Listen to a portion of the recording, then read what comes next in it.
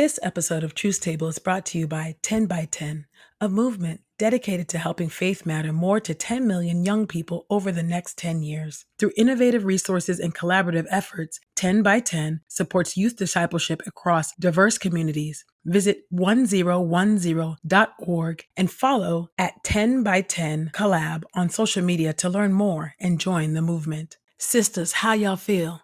Brothers, y'all all right? If this is your first time at Truth Table, welcome to the table. And if you've been sitting at the table with us all these years, we are so grateful that you have been listening to us through these years, and we are inviting you to partner with us and support our work at patreon.com/truthstable. Now pull up a chair and have a seat at the table with us. So today we're going to be talking with three teens about the topic of relationships at Teens at the Table. And I'm excited to hear what y'all think. I got to be honest with you. Every time I go on social media, there are people telling other people how to have healthy relationships or just some kind of relationships. It's big business coaching people on what they should do and what they shouldn't do. And my background is a psychologist with a master's in family therapy and marriage. And so sometimes I listen and I'm like, where did they get that from? Right? But I'm really excited to hear what you have to say. Because while you may not be experts, you're an expert in your perspective that you have right now. So that's what we came to hear today. So we're going to talk about relationships. You ready? Yes. All right. Maybe. First, maybe we're ready. First, we're going to have you introduce your name, tell us something about yourself and your age, and then we're going to get into these questions. You want to go first? My name is Jay. I'm 17. I enjoy wrestling. Awesome. Thanks, Jay. My name is Rebecca. I'm 13 and I like playing softball. Awesome. Hi, my name is Mia. I'm 16 and I like reading a really great book. Awesome. Excellent. Well, here's our first question. Are you ready for it? Yes. Yep. What does a healthy relationship look like to you? And how do you know when a relationship is life-giving? Who wants to go first, guys? I feel like a healthy relationship is one where you can depend on them and you feel comfortable being yourself and you don't feel pressured to do anything.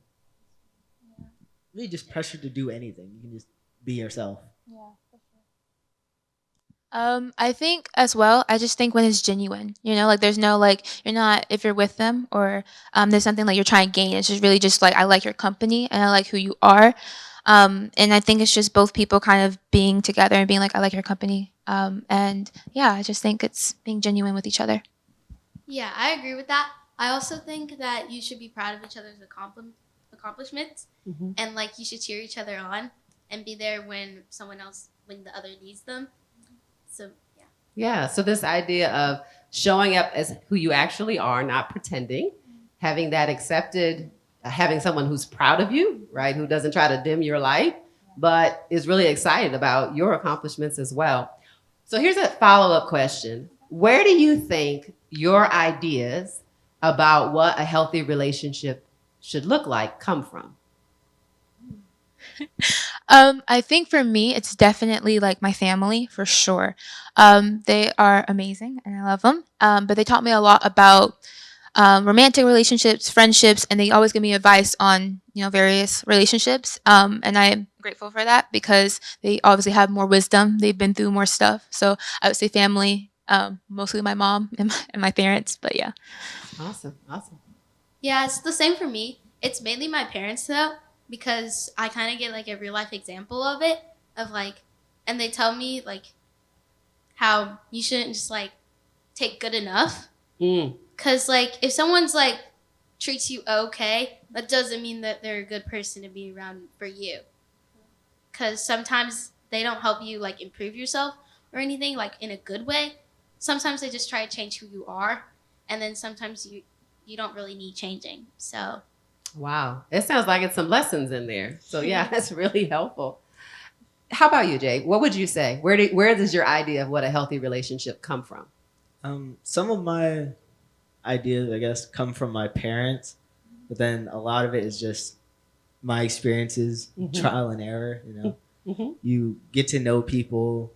Sometimes friendships don't work out, and then you just learn from it, and you just sort of grow as a person over time. Sure. So here's another follow-up, y'all.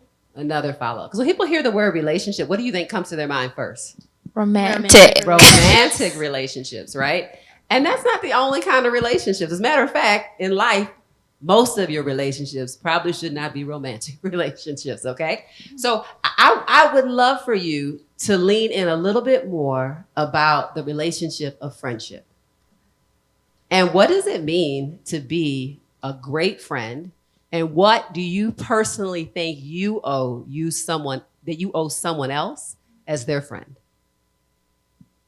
I think what it means to be a good friend is that you cheer on each other for their accomplishments and there's no jealousy there.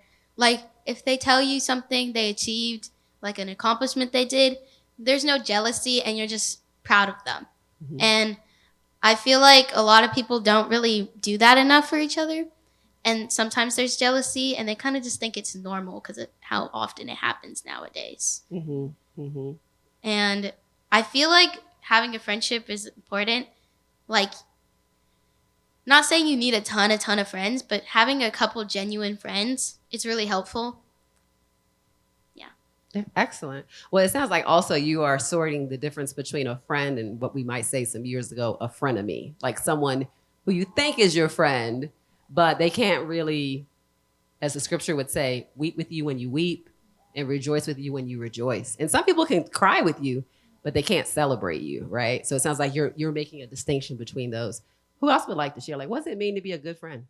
I think for like me, I feel like to be a good friend for me, I think I need to be someone that they can come and talk to.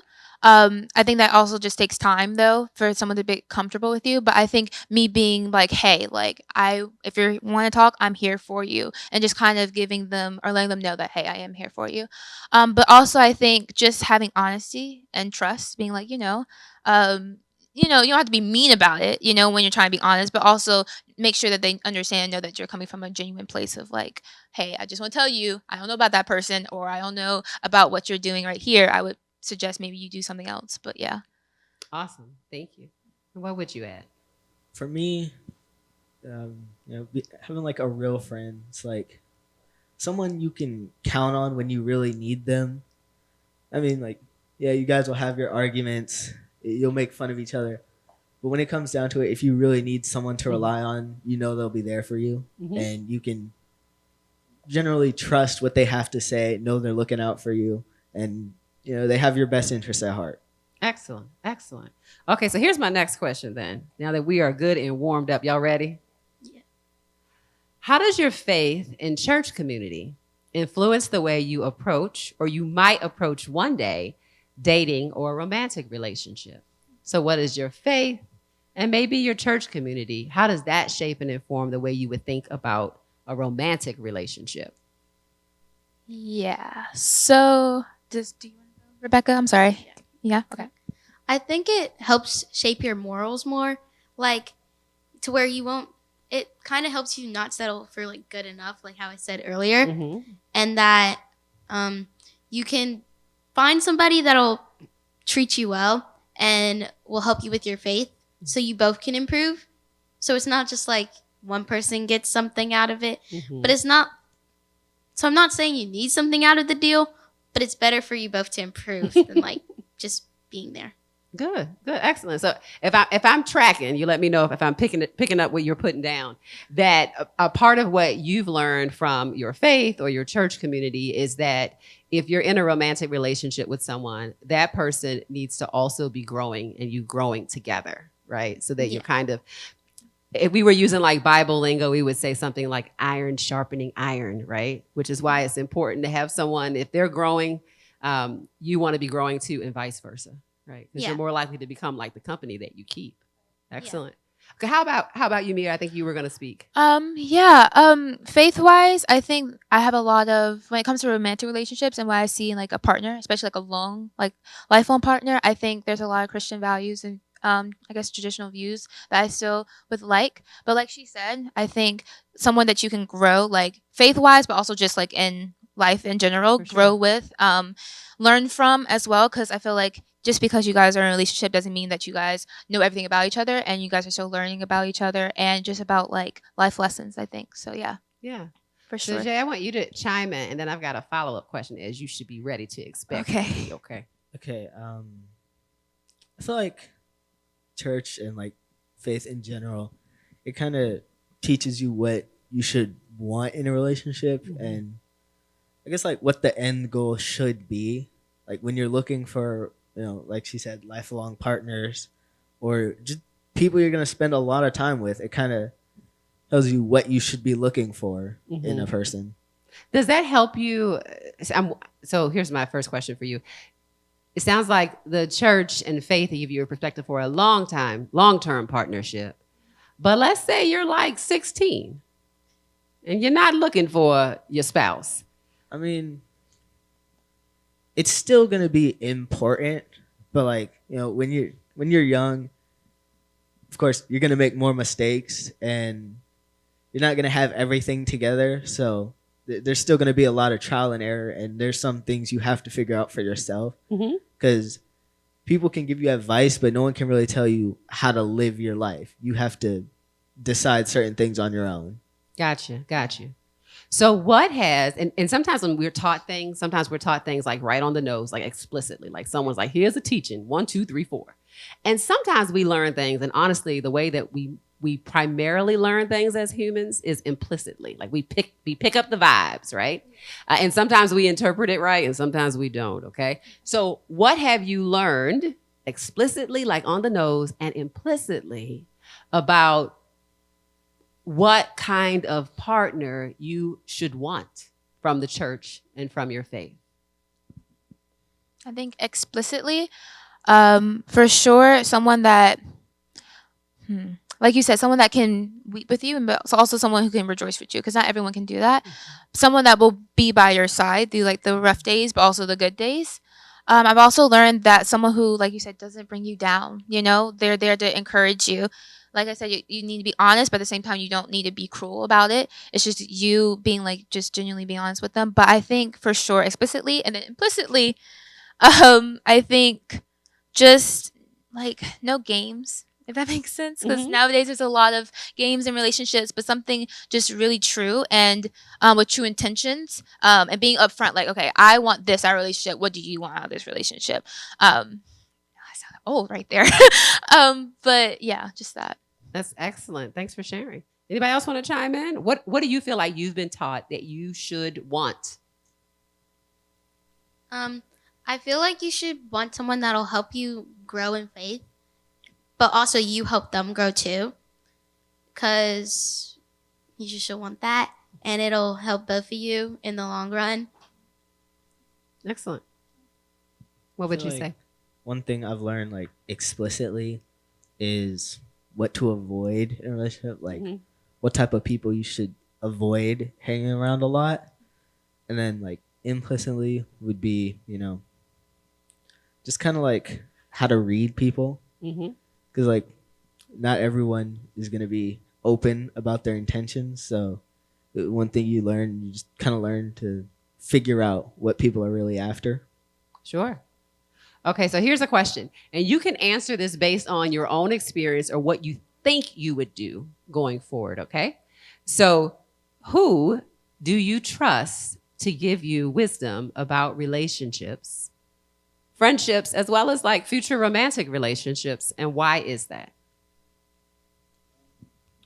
I trust some of my friends, the ones that have been through relationships before. I trust them.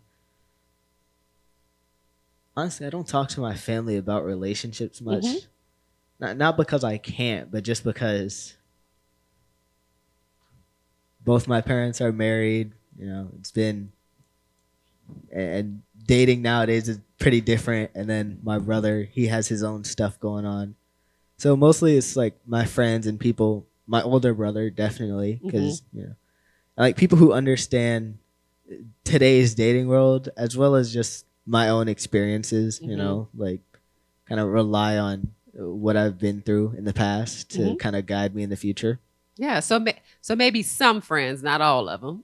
Not always. Okay, not 'Cause always. Some people don't really know Yeah. much, but those who have been in relationships or who have healthy relationships Mhm. usually know what to look for, what to avoid. So it's good to go to them for advice if you're unsure. Yeah. And it sounds like you can talk to your family about things, but you wouldn't necessarily talk to them about this topic. Like if I really needed to, I could, but like unless it's a major issue, I usually don't Mhm. because again, it's not really something I need to bring to them. Yeah. I don't think you're alone in that. I think other people might resonate with them as well. No, What for would you sure. all say? I can go. I would for sure. There's some, like he said, there's some friends that you're like, I love you, but I wouldn't take the. This isn't advice your from you. strength. Yeah, this isn't your strength. I'm gonna go to someone else. But I think for like the minor stuff in a relationship, like, oh well, he didn't do something today that I wanted him to do, I would go to my friends. But if it's something like major, like something that I just feel like I needs a little bit more wisdom and input on it, I would go to like my parents. Even though it would be kind of awkward, like, hey, I mean, I'm kind of in this relationship and need your advice. But I know that, they have more wisdom, so they can give more input into it. So I would do that. Gotcha. So like in the future, I would probably go to like only like one of my friends, like my best friend, because my other friends, it's not that. It's like some things you just don't tell people or don't talk to about with certain people, and like she said, if it was bigger, then I would probably go to my parents. Yeah. Yeah. So what are your thoughts about this?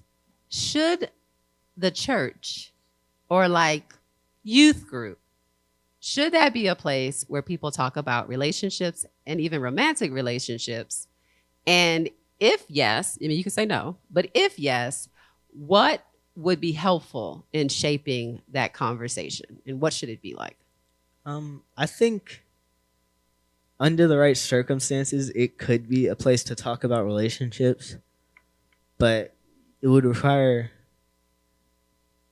well, it would kind of depend on who's there because you can't tell everyone your business and you can't trust everyone's input. So I feel like with the right people, it could definitely be helpful because some people, they can't go to their parents or they don't have a lot of friends they can go to talk about it. And church is usually a good place to get advice about life. Awesome. I think especially for like teenagers, I think like you said, we're like kind of, we don't really know what's going on. We just kind of learning as we go along. So I think having like those lessons sometimes in the church, sometimes it can get a little bit, a little bit judgmental, but, that's what I heard. yeah. But I think like certain things like being like, okay, this is like the signs if like you're in an unhealthy relationship, like romantically. I think just having those like informational meetings, being like, you don't have to share anything, but this is some tips and signs. Just kind of it being anonymous, but at the same time not in a certain way. But yeah, like you said as well, I agree. Yeah, sure. Yeah, I would say yes and no. Like kind of how she said, like they don't have to share, but like you can tell what is like a healthy relationship and what should happen in your relationship. But I don't think like they should have to share anything if they like don't want to, but only share if like they really want to.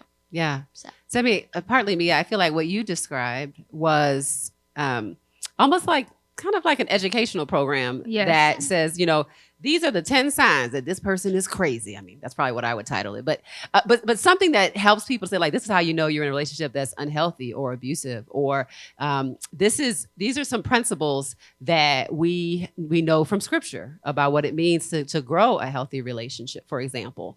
But the part I feel like I hear all of you saying is that the comfort level and the safety of the group really matters to be able to share out kind of what's going on in your life, like how you are picking friends, or maybe in the future or now, how you think about a romantic partner. Am I tracking that? No. Okay, sure. Anything else you want to add? No, I think we're good on that one. Okay, excellent. Okay.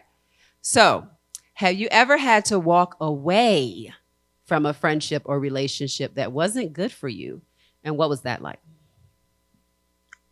I personally, fortunately, I haven't had to.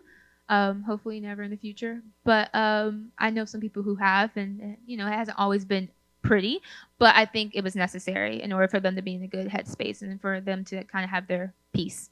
So Yeah. I have had to walk away from a friendship before, only like once though, but it wasn't that healthy. So I kind of just had to like step away. But it was easier for me because I kind of just like stopped seeing them Yeah. because of like I saw them at school and stuff, and then they switched schools and stuff, and then I switched too. So then I didn't really see them again. So Gotcha. So it was that easy. so that kind of helped, right? So you didn't have to have kind of a confrontation per se about that. But looking back on that, looking back on it, like, so in retrospect, how would you know that there were pieces of it that you're like, this has got to change. This shouldn't be a friendship. 10 by 10 is a movement committed to working together with churches, denominations, and Christian organizations to create a healthier Christian ecosystem where young people's faith can thrive. 10 by 10 focuses on providing the resources that faith communities need to prioritize youth discipleship. By working collaboratively with over 100 organizations, 10 by 10 aims to raise youth discipleship to a top priority for ministry leaders. Visit 1010.org and follow at 10 by 10 Collab on social media to learn more. Together, we can inspire and uplift the next generation in their faith journey. Almost if like they're almost jealous that you have other friends, because I feel like it's different than being left out when so like say two people are friends and then you come later, but they already have stuff planned and you're not as close yet and they're like hanging out or something. You can't get too mad because they already know each other, but like if you all get close eventually, then it's kind of like, okay, they're leaving you out. But like it's almost like jealousy, but then if they're like trying to like stop you from being friends with someone else, then it's kind of like this is kind of toxic. So Yeah, it feels toxic for sure. And Jay, what would you add? So the question is, have you ever had to walk away from a friendship or a relationship that wasn't good for you? I have. I've had to walk away from both actually because it was more stress. Well, the relationship was more stress than it was worth. It wasn't bad all the time, but the bad times outweighed the good, so it wasn't really worth the amount of energy it took to maintain. And then as for friendships, like over time I kind of just realized they didn't really have my back as much as I would like when I needed them. Sure. Compared to some of my other friends. So over time I just distanced myself.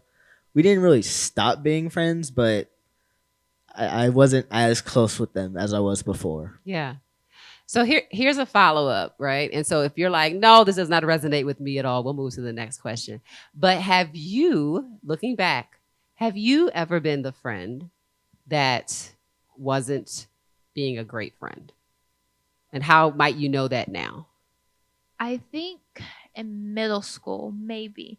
I think I don't know. I think there was just parts of me that I didn't know it then, but I reflected and I was like, you know what, I shouldn't have done that. That was a little toxic trait of mine.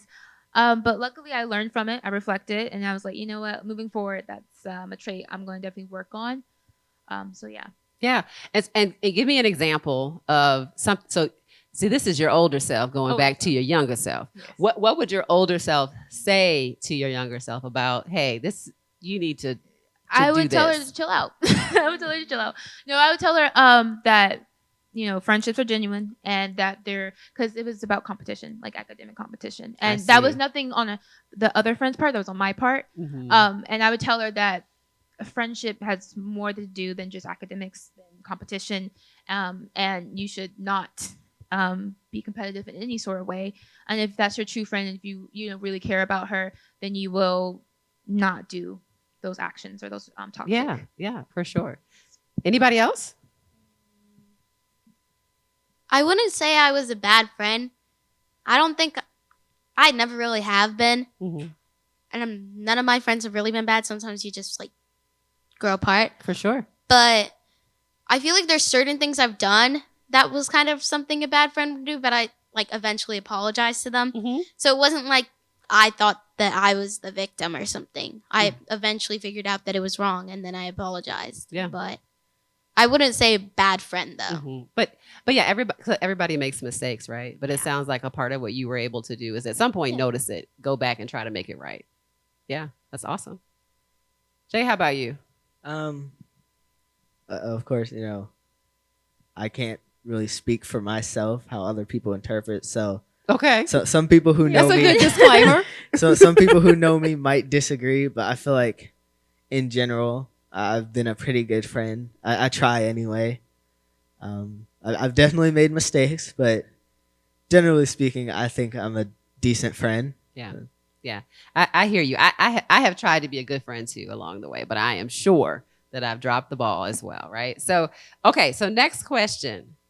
How do you think technology, texting, DMs, whatever y'all use it, Lord knows I can't keep up, has changed the way people your age form or maintain relationships? And let me give you some context, right? So 20 years ago, the way that most people met for the first time is in some kind of social setting. So it was like workplace, it was a shared community, whether that was church or a social club. And we have seen those numbers drastically change. So it's up anywhere between 50 and 60% of people are connecting for the first time in terms of romantic relationships online. That's the primary way they meet and connect.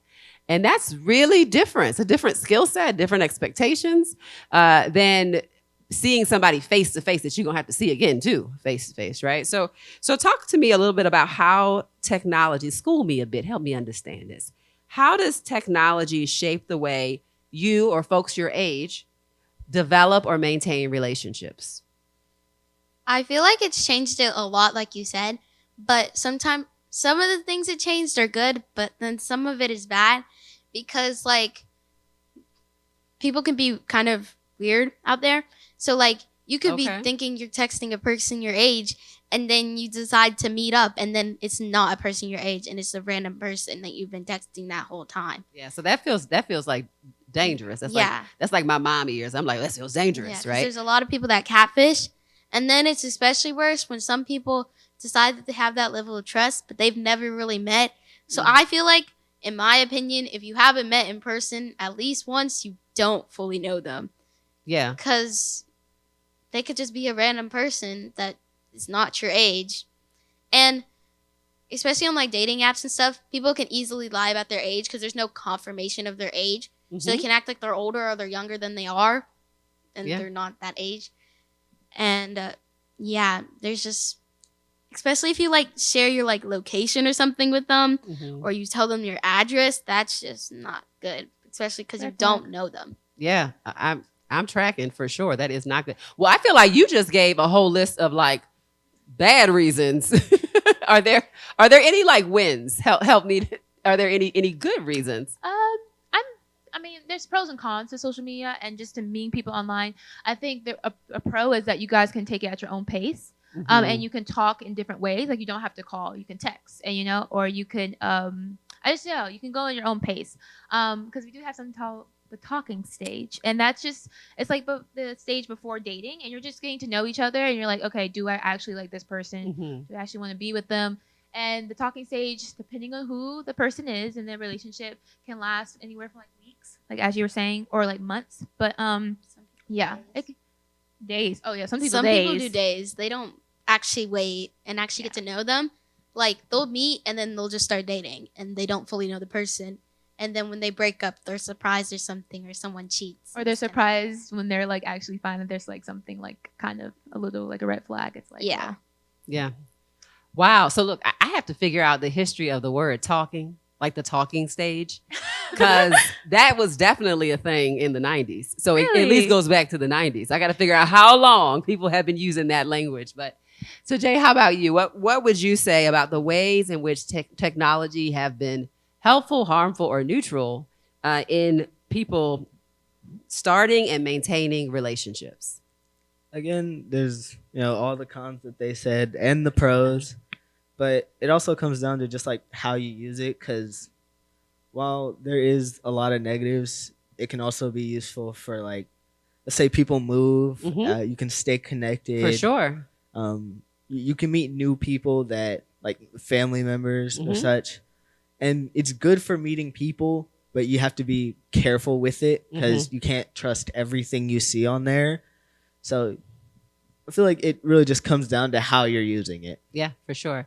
So have any of you actually met someone who was a friend or a person that you would have dated online? Nope. Nope. No. I had a feeling you were going to say no. It was like, nope. How about you, Jay? I met some friends, like, yeah, I've met some friends, especially like through gaming and such. Yeah. Because like, there's a lot of good people out there. You just have to be really careful, Yeah. when meeting them. Yeah. So in the gaming environment where you might be playing like a multiplayer game with people that are in all different places, you might connect with people there. The gaming environment, I'm not gonna say it's better because some of the people, just like in the real world, some people are really nice, and then there's a lot of terrible people out there. Mm-hmm. But it's easier to connect in the gaming environment because you have shared interests. It's easier to sort of get to know them. Okay. Yeah.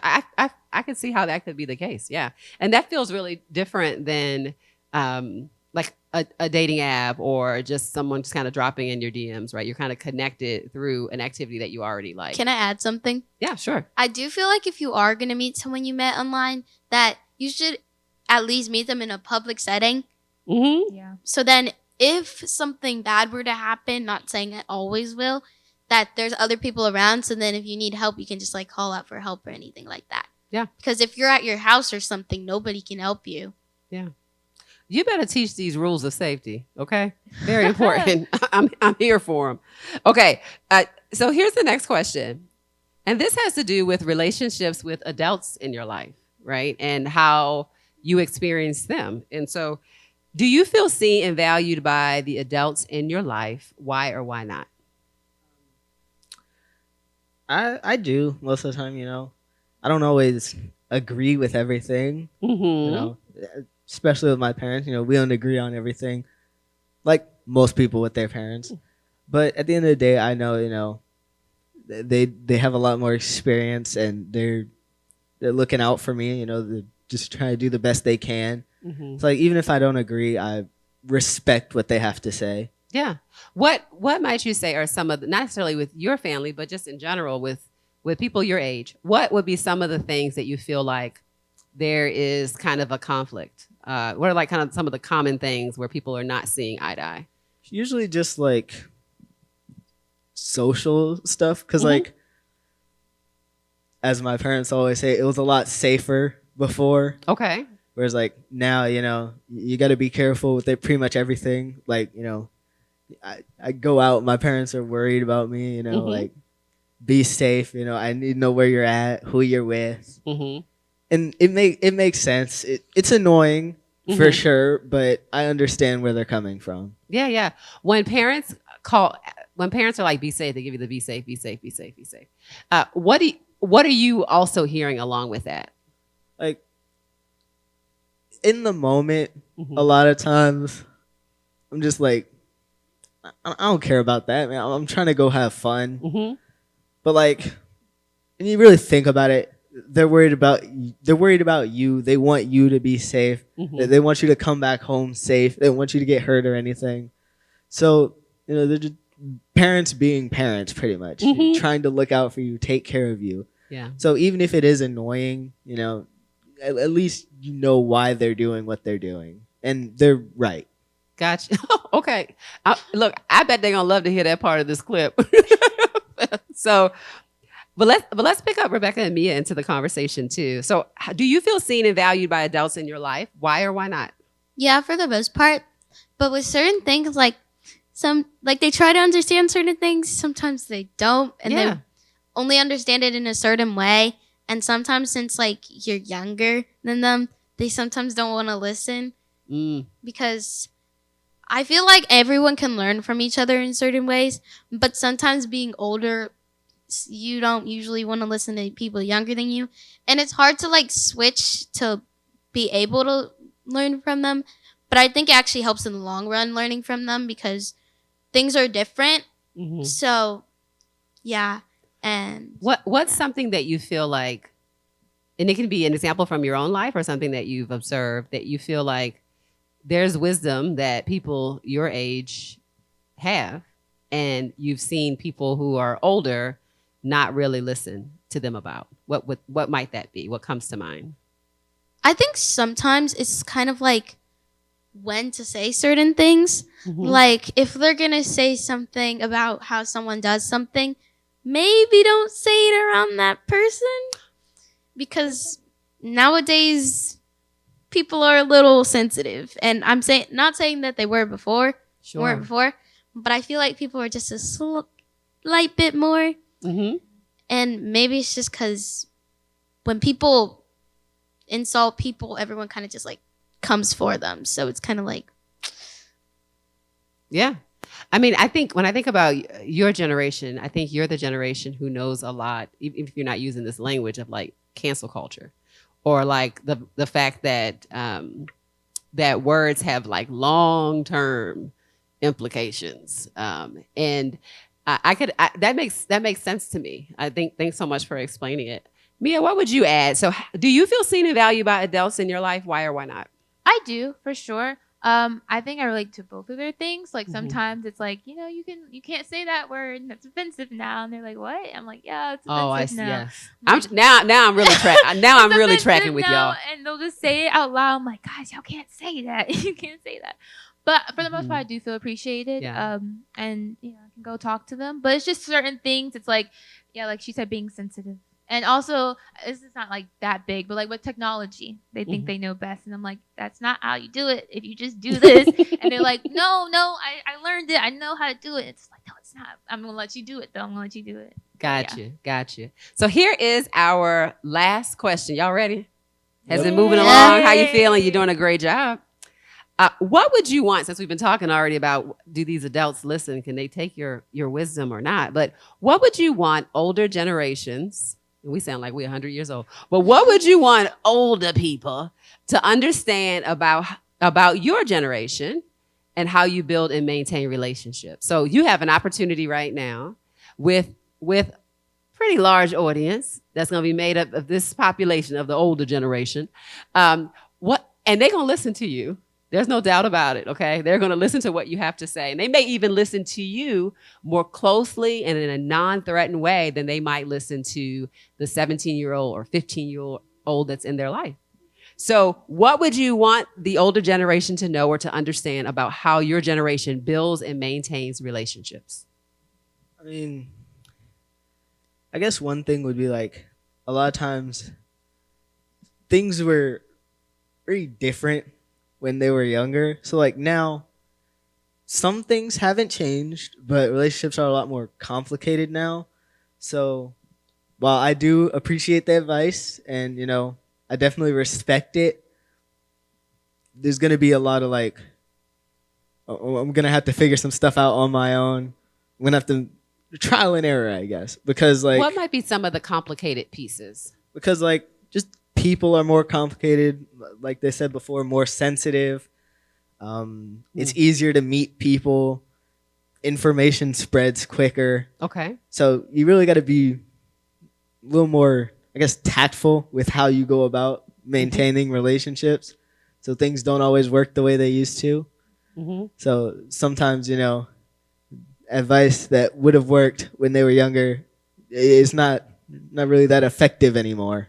Gotcha. So you just got to kind of learn from people your age, I guess. Gotcha. Or at least we can all try to kind of understand and hear each other's perspective. Some of the advice definitely still works, but at the same time, not everything. Mm-hmm. So some things you kind of got to adjust Gotcha. as society changes, I guess. When I listen to you, this is what I take away. You tell me if this is right or wrong. Feel free to like poke holes in it. But when I'm listening to you, it sounds like one of the things that the older generation may not understand is that the stakes are higher. It feels like what you say and what people say about you, it can last longer, and it can just be weightier. That's what I took away from that. But what would you say? I'd say that's right, because like, before social media and everything, Mhm. yeah, information spread, but like if you move to a different city or something, nobody really knew you, so you kind of get a fresh start. But now you do something, the whole world can see it, Yeah. so you don't really ever get like a fresh start. Mhm. So you got to be extra careful with how you go about things. That feels like an incredible amount of pressure when I hear you say that. Like I felt that in my body. I was like, yikes, let them live. Okay, thanks for sharing that. I also feel like with certain things, with how our generation is, I feel like depending on the situation, sometimes even if you explain things to them, they may not listen. So you kind of just have to let them learn the hard way. And sometimes that's really how people learn. Because if you're going to just keep telling them what not to do and stuff, and then trying to shield them from it, then they're really not going to learn. And they're going to keep almost getting into that situation. And you're just going to keep having it. Yeah, so It's just natural consequences is what that Yeah. sounds like. Gotcha. Okay. I think how I think other generations view us is that like we're just I don't know that they always just say like oh this generation is different and I think we really are I think because we grew up with like technology like we have it at our fingertips and so I feel like we just have a lot of like what's normal to us is not normal to them Mhm. and what we think is right is not right to them. I think we're just a little bit more like you said sensitive a little bit more cautious of what we do, of what we say, what we wear. And I think the older generation just kind of sees that as like a negative thing. But I think that can be sometimes a good thing and sometimes a negative thing. I think we're just really trying to be more inclusive and more like aware of what we do. Sometimes that can go a little too far, but most of the time it's good. So It's yeah. good. Excellent. Well, thank y'all so much for sharing about relationships, what you think about them, and being willing to share a bit of who you are with our audience. I'm really, really grateful. Thanks for being the first group of teens at the table, y'all. So give yourself a round of applause.